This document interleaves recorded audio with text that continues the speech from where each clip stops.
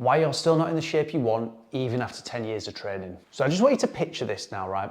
You're going to spend 4 hours minimum, let's say, per week doing something for the rest of your life. So every week, without fail, you're going to spend at least 4 hours per week doing this one thing. Let's say though, after 10 years of doing this, you've still not got much to show for it. Would that be time well spent? If you're answering no, it wouldn't be time well spent, but you've never worked with a coach or a trainer in the gym, then this is exactly what you're doing. And I know that might sound pretty harsh. Most people who I see look the same year after year, even though they're training in the gym multiple times per week. And a big part of that does come down to diet, but ultimately it does come down to training. Because if you are wanting to build muscle, training is the biggest stimulus for increasing muscle mass. Just because you've spent 10 years doing this one thing, this doesn't mean you're like an advanced lifter. What will happen with most people is when they first start at the gym, for the first 6 months, they'll get what we call newbie gains, where training's new to you, it's still a huge stimulus, so you will build muscle mass and you'll get strong really quickly. But then after the first 6 months, people never really progress past this point, and ultimately it comes down to their training. Now I want to add a really important note in before I start on why this is, and I just want to differentiate between exercise versus training.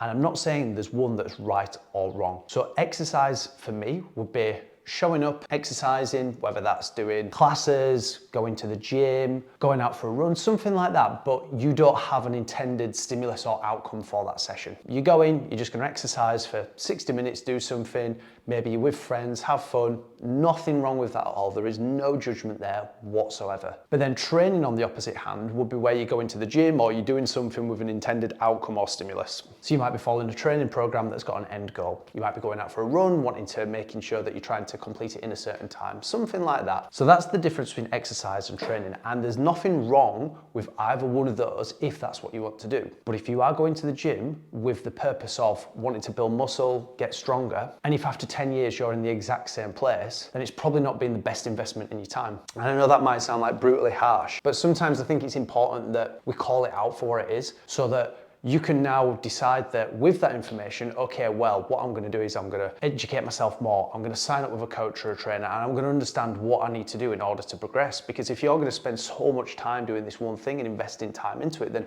surely you want to get the most out of it. So these are 5 reasons as to why I see most people are still not in shape even after 10 years of training in the gym. So the first one is consistency. Most people I see will miss sessions on a weekly basis. Now, don't get me wrong, life will get in the way, but sometimes it's a good idea to scale your sessions down. For instance, there's no point in you following a 5-day program per week if you're only getting to the gym 3 days per week on average. What would be more beneficial for you to do, scale down to 3 days per week. Absolutely nothing wrong with that. And then just try to be consistent with these sessions. So consistency is probably, I would say, the main reason as to why I see people looking the same year after year. The second is technique. Now, when I say technique, you don't have to have world-class, unbelievable technique, but you need to be proficient. And it's probably this year, the first year where I've been back training in commercial gyms, and I've got to say a lot of people's technique is not good. There's a lot of ego lifting, so lifting way too heavy than they should be for certain movements. There's a lot of half repping, so not going through a full range of motion on most exercises, which isn't necessary for all exercises, don't get me wrong. But for most people, especially in that beginner or early intermediate training age, you should be going through a full range of motion, I'd argue. I'd also say that some people's technique's that bad, they're not even working the intended muscle that they think they're working. So the second one is technique. Third one is frequency. I see a lot of people who especially inquire into online coaching will send me through their training program or send me through their split or whatever it is, and they're not hitting the minimum frequency recommendations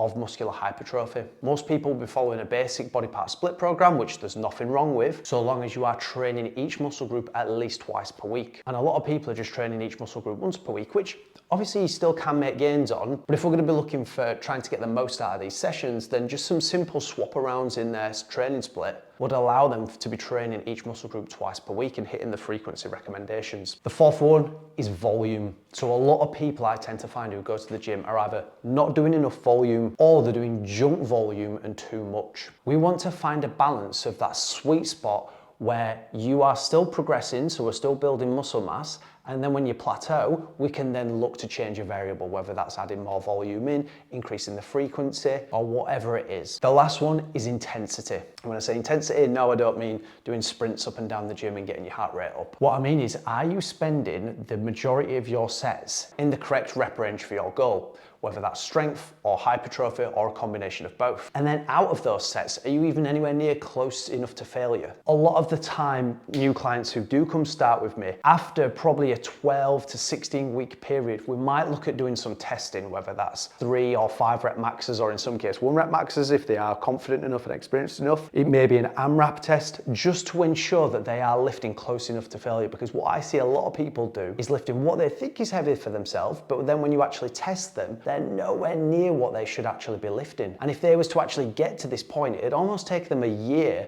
of, if you were going to be doing, a classic progressive overload model where we're adding 2.5 kilo or adding reps on a weekly basis. Whereas if we actually did some testing to find, are they actually at the right strength level for them, then we can look at setting some better percentages of 1RM or some RPE targets or whatever it is that you're using. Okay, so I'm going to quickly just recap this. Why you're still not in the shape you want, even after 10 years of training. For a lot of people, they will be exercising over training. Not saying there's one that's right or wrong, but if you are wanting to build muscle mass or get stronger, then we need to look at training as opposed to exercising. The first reason is most people aren't consistent enough. The second reason is people's technique isn't good enough. Third one, people aren't training at the correct frequency recommendations. Fourth one, people are either not doing enough or doing too much volume and not at the sweet spot for where they are. And the last one is intensity. So the majority of the reps they will be doing will not be in the correct rep range for their goal, whether that's strength or hypertrophy, and they will also not be close enough to failure. All right guys, any questions on this, please leave them in the comments below or shoot me a message on Instagram.